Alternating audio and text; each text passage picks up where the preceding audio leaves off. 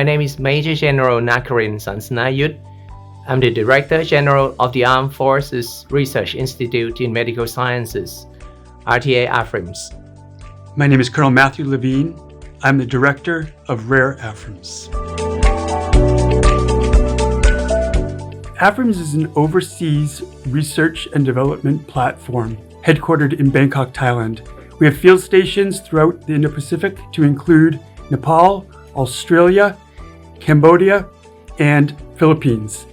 Our mission is threefold. Primarily, it's to conduct research, things like biosurveillance of infectious diseases, and we also do the product development of medical countermeasures such as vaccines, therapies, and diagnostics. And then lastly, we do a lot of partnership building with key stakeholders to include the Combatant Command, Indo-PACOM.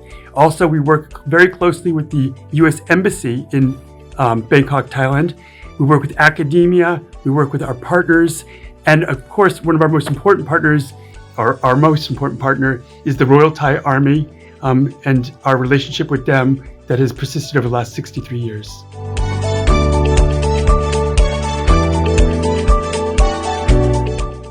The collaboration between Thai and US, as example as the AFRIMS, has played important roles to Thailand for the last 63 years in many aspects. For example, initially it was set up as the Corella laboratory. It helped eliminate that infection and save a lot of lives for both the American soldiers, Thai soldiers, and also the knowledge that we learned from our great collaboration lead to the reduction in Corella mortality in Thailand as well. After that, we move on to fight against malaria together, and we have seen the plummet of the incidence of malaria across the border. The latest example of the great achievement that our collaboration led to is when COVID-19 hit Thailand in 2020. At that time, with the great effort and great collaboration, we were among the first labs, few labs in Thailand that could perform RT-PCR. And then we transfer out the knowledge and technology to other centers as well.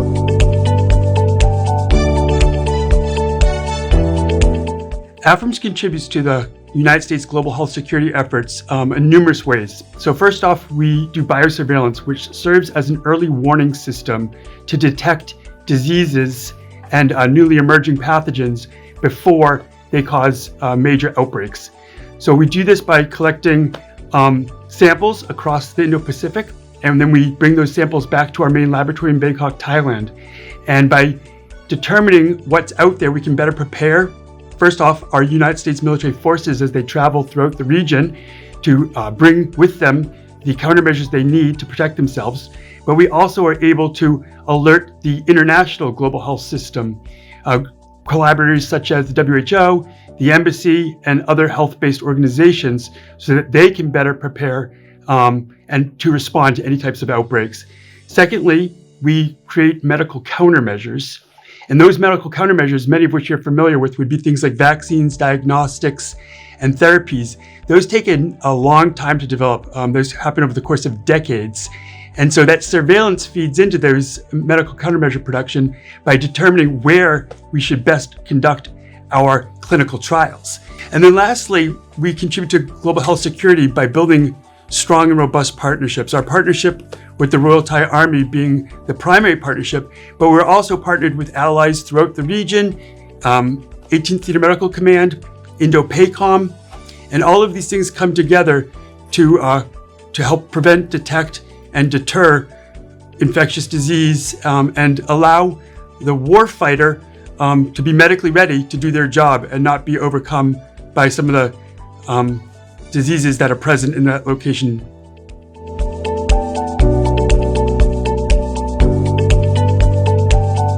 We really see ourselves as a strategic enabler in Indo-Pacific for all things global health. So classic global health engagement, the type I learned when I was a captain, was sort of 1 week long subject matter expert exchanges where you'd go to a partner nation and you would exchange information around a certain topic. But at AFRIMS, we actually conduct global health engagement on a daily basis. We've been there for 63 years, and every day we work hand in hand with our Thai partners to develop solutions to the infectious disease threats.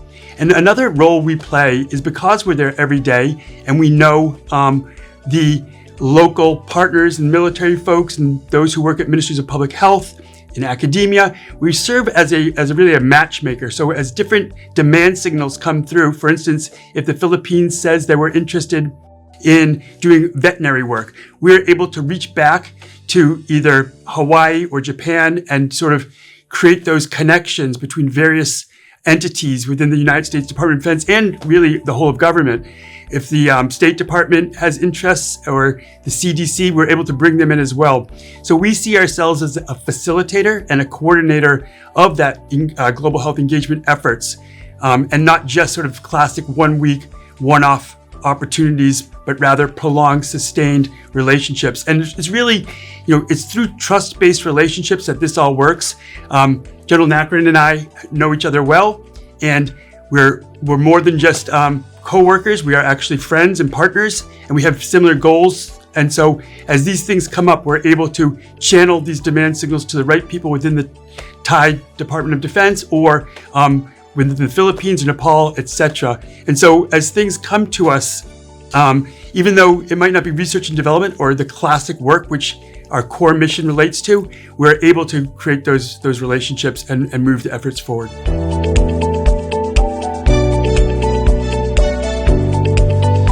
AFRIMS has a long legacy of research and development with many amazing breakthroughs. In terms of malaria, every FDA-approved malarial countermeasure has actually at some point come through AFRIMS. And so we say without hyperbole that those efforts have saved millions of lives globally because, again, even though we're developing countermeasures in support of service members, those countermeasures are also used by the civilian sector and globally.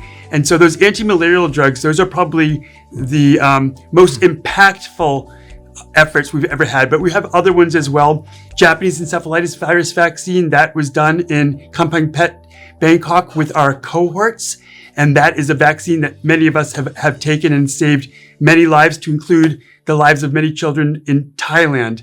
And then we also have current efforts centered around dengue fever and chikungunya, developing vaccines to protect us as we, in operations that would be exposed to those types of mosquitoes. And then lastly, current efforts include our work on antimicrobial resistance. So we anticipate that antimicrobial resistance will be a huge impediment to recovery of what were once routine wounds if antibiotics no longer are as effective as they once were.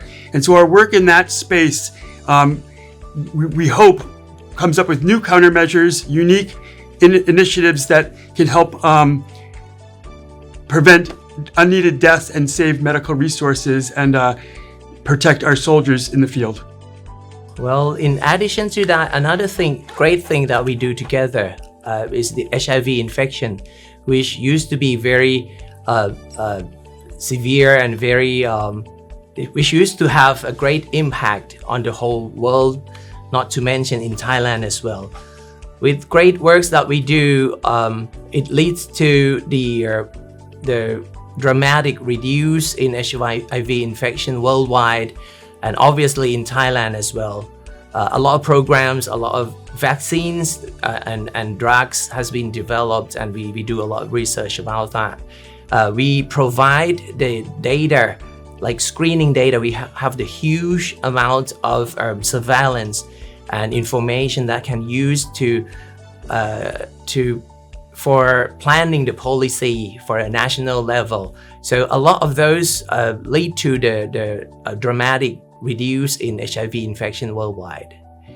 And I think this is a good example of how our partnership really works, because as Thailand has really worked hard to overcome the HIV epidemic, they've become a regional leader. And so our relationships, let's say with the Armed Forces of the Philippines, where HIV continues to be a problem, and particularly within the military forces, has allowed us to make those connections. So recently, we had Armed Forces of the Philippines soldiers or medical doctors come and visit with our Royal Thai Army partners to learn best practices. And this had to do more with policies, the policies that are now in place in the Royal Thai Army that help control HIV. And our Filipino partners are looking at these policies to see which ones they might implement. And again, this is where we stand. We live in the Indo-Pacific. We're out there every day, and we're able to make these connections so that when the Armed Forces of the Philippines is looking to update their policies, we can introduce them and point them and really showcase how far along the Royal Thai Army has come in terms of their policy development with HIV.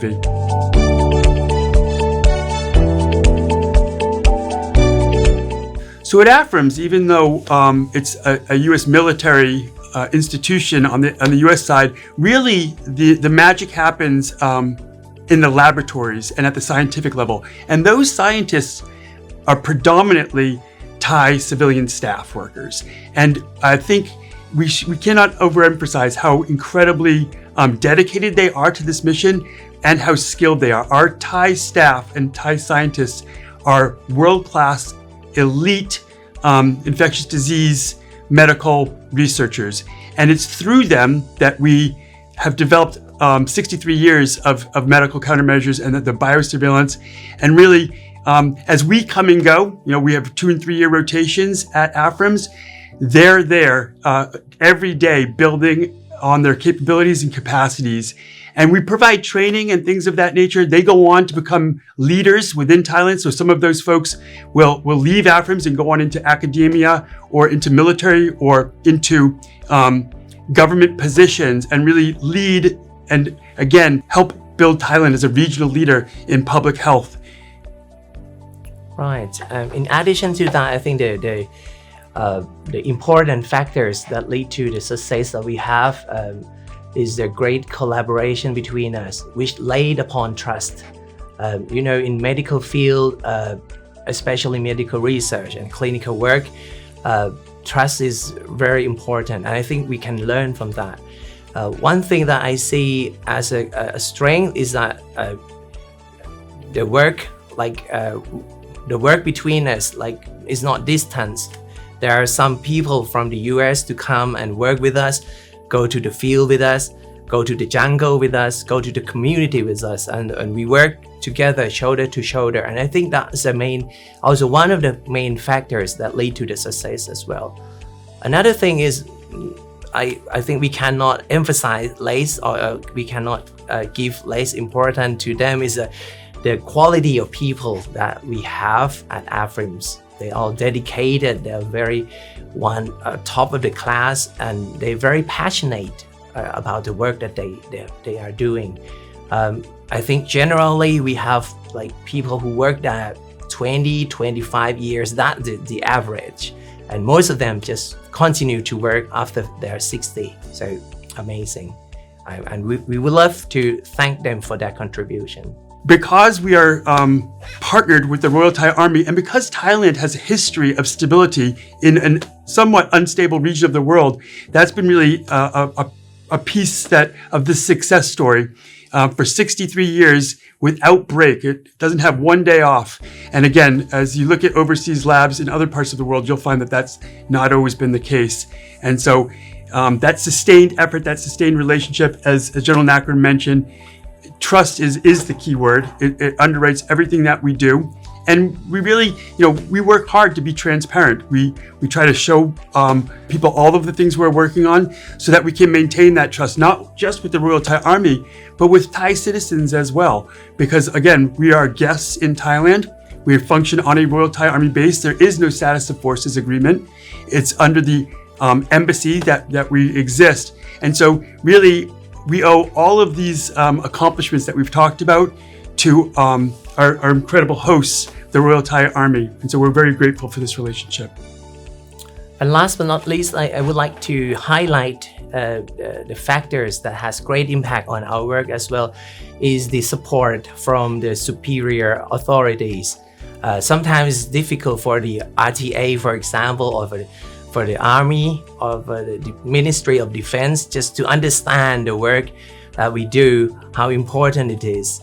I mentioned the significance of having those passionate, great, brilliant, talented scientists working for us, but without the support from the superior authority, we could not achieve what we have at the moment. And also true for the US as well. So I would like to pass on the message that for those who support us, thank you, and those who have the control over or could facilitate us, I would love to ask them to continue that great work as well.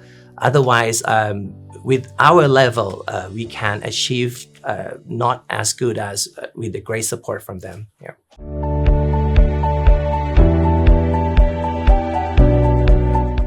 Well, one of the career highlight that I'm proud of, I'm very proud of, is the success of extension of the cooperative agreement program that we have run for the last 63 years. Actually, the COAG agreement expired like a few years ago, and they were unable to sign the extension of that. So we got temporarily extension every year, which was not permanent and is not lead to sustainability for our great collaboration and partnership. And that was due to changes in many things compared to 63 years ago. The laws and regulations in Thailand has changed. We have to study very hard. We work pretty hard with the USAMRA in order to get it done. And after the long process, finally, we've been able to achieve that. And now the collaboration will go strong at least for the next 10 years. I believe it's going to be longer than that, but at least for paper-wise, well, we're going to work together for another 10 years at least. I would say sort of my professional career highlight here at AFRIMS, aside from on a personal level, would be just my experiences living in Thailand, which for those of you who have traveled there know what an incredible country this is. But at work, really, the research and development is sort of on a slower pace, right? I say that the things we did 10 years ago save lives today, and the things that we do today will save lives 10 years from now, because that's sort of the pace of science. But really, what we're trying to do, and this has always been the case, but really trying to really exploit the fact that we are an overseas strategic enabler located in such an important region of the world. And so how do we support the combatant command? How do we support the operational forces? How do we build key partners with our allies to create access and influence, to build trust, and all those key things that you try to do within global health engagement, traditional 1-week SMEs and things. So the combatant commands, they'll appreciate the fact that we're able to do those things, that we're able to do exercise support, that we're on the ground, that we can create those partnerships between not just the medical departments in our partner nation, allied forces, militaries, but also within the civilian infrastructure of public health and global health. And so, it's not enough. Obviously, our core mission is that research and development piece, but it would be a waste of an incredible institute if we didn't go further and just use it as a global health engagement tool. And so we've increased the amounts of times. Really, we use subject matter expert exchanges to reinforce that trust, to build new relationships, to sort of provide feedback in both directions about those mill-to-mill relationships. And then from that, it allows us to conduct that long-term research and development, things like vaccine development.